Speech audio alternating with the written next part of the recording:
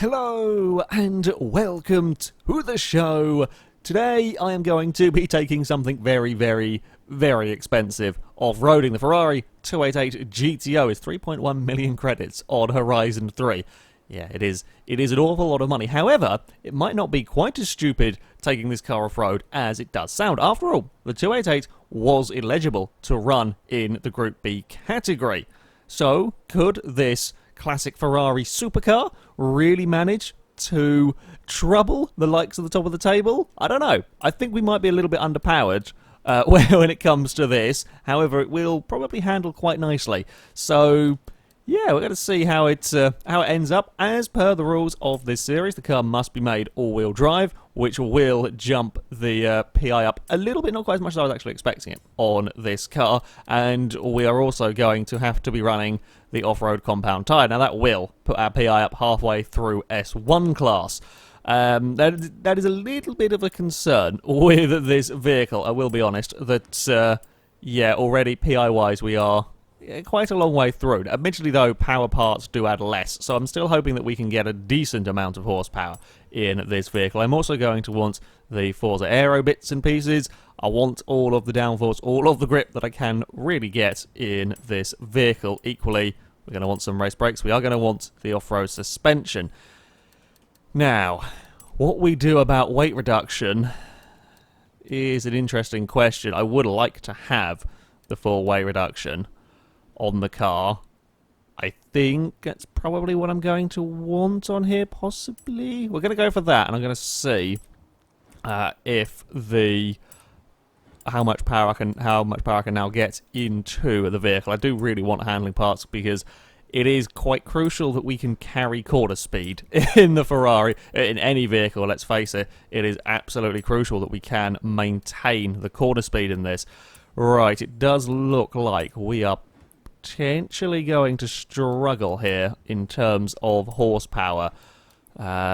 Yeah, we're probably going to be getting around mid-400s, which is about what we were seeing out of the Lotus, what was it, 340R, that's the one.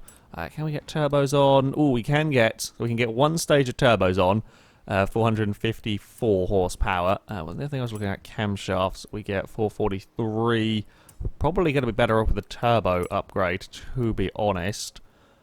Yeah, 454 horsepower. Now, power to weight ratio is also something to take into consideration here, in that this car is, you know, considerably lighter than the likes of the Ram Runner and so on. Now, if it can maintain its quarter speed, then maybe, just possibly, it could.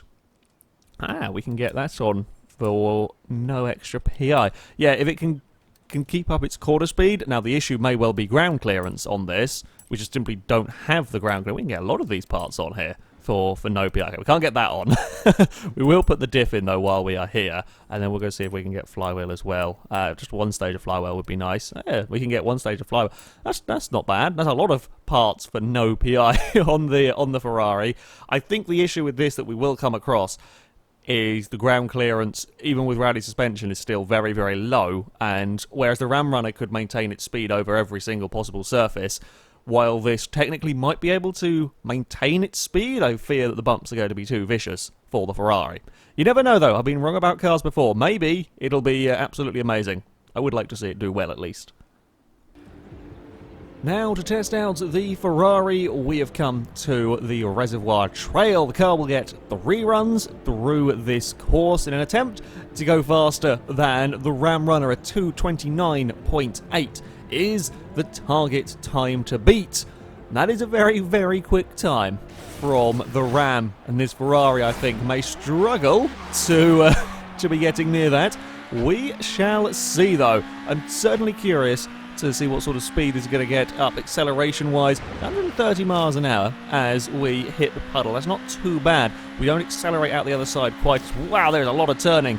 Oh, the grip in the Ferrari is rather excellent. There's just so much speed can be carried through these corners.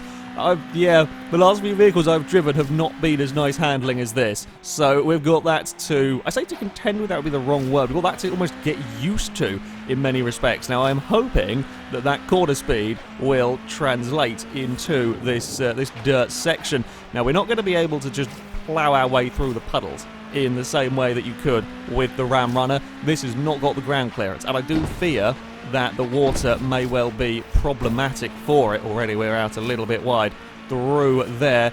Come on, Ferrari, carry speed through these corners. That's a big jump. We can collect it all quite nicely, though.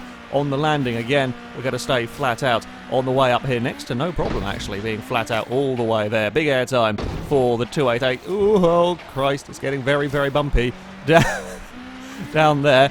All right, we've got all sorts of crossed up on the landing, which is not particularly what we want to be doing with the car, but never mind. As we head into the water we go. It's 105 miles an hour it's stabilised at, which is not bad for for a Ferrari supercar. That is not bad at all, driving through a river there. Although I'm not sure we have quite got the speed on this run at the moment.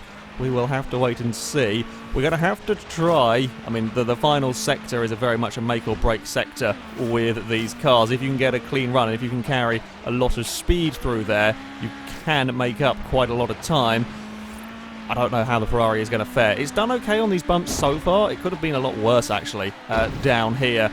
I'm not sure, though, how we're going to fare on the really big bumps. We're a little bit wide through that corner. We can bring it back under control. I'm really trying to slot the car through here, carrying as much speed as I dare. It's pretty good, actually. The 288 is doing a pretty fine job of managing all of this. Stay out of the trees. We're not jumping as far, though, down there, which does help. We're actually landing before we get to the tree line. Turn the final corner. I slowed down a bit too much as we are going to run to the line. 236 on the opening run. Yeah, it is a fair way down on that Ram Runner. I'm not sure we're quite going to be able to take on the top three, although it is a lovely car to drive, and certainly I think with a bit more bravery we can definitely get that time down. Right, on to the second run for the Ferrari, and we are going to have to try and carry as much quarter speed as possible. Don't get thrown out wide by the bumps is generally pretty good advice with this car. It's a fairly solid opening run. We are absolutely and very easily flat out through that first corner. Oh, I was too late on the brakes there. I was trying to see what I could get away with. It's still a bit better, I think, to be slightly early on the brakes off the bridge and get the car turned and then accelerate all the way up the hill here. Yeah, it turns so nicely on this tarmac section. By far the most comfortable car through those sort of opening corners. And then how does it translate onto this sort of a surface is the tough thing. I'm not sure with this car whether it's just its simple lack of power that is why it struggles, or whether, you know, the Ram Runner, yes, it had a huge amount of power, but it was quite heavy. The power to weight ratio is perhaps, I think it's better than this, but it's not by a huge amount. But it's whether, because it's, you know, it's an off-road vehicle, it's designed to be an off-road racing truck, whether that carries its speed better across these bumps than the Ferrari does. That's what I'm not quite sure about, because that is quite a bumpy landing. Although this time we've done a very, very neat job. That is really nicely threaded through that slow speed chicane. Now as we jump our way into the water, I don't really want to change gear. I think I might do better off keeping it right at the top of the rev range in third through there than having it low down in fourth as we cut through that water. I think we are doing faster this time. This feels like a really quick run. I don't think it's going to be getting under the 230s. However, it feels like a mighty fine run so far from the 288. It really is a great car to chuck through the corner. Much like the RX-7 was a joy to throw through this rally course. It does feel very, very similar in this. Actually really nicely planted around this course. I think I might have just nicked the water on the inside a little bit too much there. Didn't quite get the car straightened up well enough through that puddle. However, yeah, the way it turns through these corners is just it's such a nice change, although that's all got a little bit carried away. That's a destructible tree. I am glad it is, because I thought we were done for. Okay, that is useful information to know. I can hit that tree and it will get out of the way of me. It's always helpful when trees are compliant to the rally car. Yeah, this thing does handle very, very nicely indeed. You can really throw it through these turns. Around the final turn we go up towards the finish line. It's a little bit quicker. I did have to have a big lift and a big wiggle down that back straight. 235.8 from the Ferrari. Yeah. I think 34s are possible, definitely, if we get the car lined up neater for that final bumpy straight. So it is on to the final run with the Ferrari, and there is, I'm hoping, some time to be found, although up until the final sector, that previous run did feel pretty damn good. I have to say, this and the RX-7 have definitely been two of my favourite cars to drive down here. This is a lot of fun to drive quickly. Very, very responsive vehicle, and it actually behaves itself, suits my driving style. It's not oversteery, it's just planted. It is just stuck to the road. Even when we go on the dirt, there is a huge amount of grip going on in this Ferrari. The brakes are very, very good indeed. That was perhaps a little bit on the late side, but it's still gonna get stopped for the corners. The perhaps issue is it doesn't quite have the power to punch it out the other side of the corners, or the suspension to maintain the quarter speed as much. It's not bad, but it doesn't quite feel as comfortable off-road as some cars have. It could have been a lot worse, let's face it. We're driving a Ferrari supercar here on a very, very high-speed rally stage. It could be a lot worse, and there have been cars on this stage that have been a lot more unhappy at tackling the course. However, yeah, it's just, I don't think quite as happy with these bumps and maintaining its speed across the bumps. There, as we jump our way into the water once more, we're not carrying quite the same speed up the hill, and that is, well, just the lack of power. Oh, we've run out wide through there. See, that checkpoint, it doesn't really care if you run wide through. I don't know why it is, particularly at that part of the course. It doesn't really care about the checkpoint.